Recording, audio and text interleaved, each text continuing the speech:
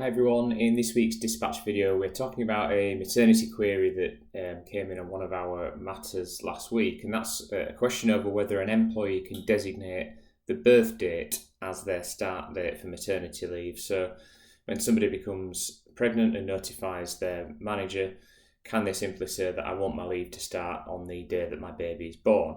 That leaves a lot of uncertainty, and thankfully there is nothing in the legislation which states that someone can simply designate an unknown date in the future as the start of maternity leave.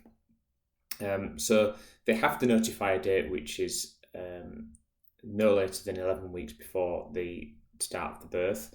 And there is a simple way that the employee can get around that. What they may wish to do is designate a date which is 2 weeks after the expected week of childbirth. And by that time, the majority of new mothers have given birth by that point. And in those circumstances, maternity leave would automatically start on the day of the birth.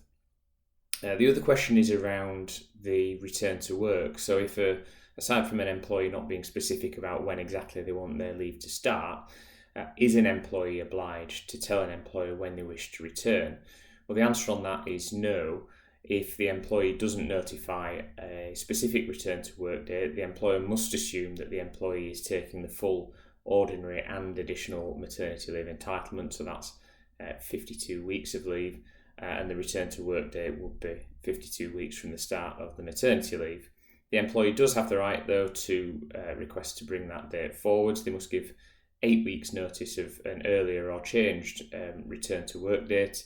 And the employer is only able to postpone up to that 8 week point if the employee doesn't give that specific notice.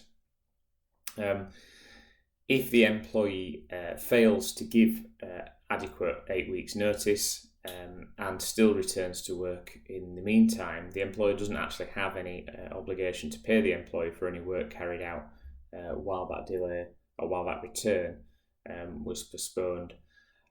But ideally, at the very start of discussions around maternity leave, it's ideal to have detailed discussions about what will happen, not only during leave in terms of dates, but also in the run-up, any handover that's required, the huge chunk of annual leave which will generally be accrued before and during maternity leave, and then arrangements for things such as keeping touch days and the return to work at the end of that period.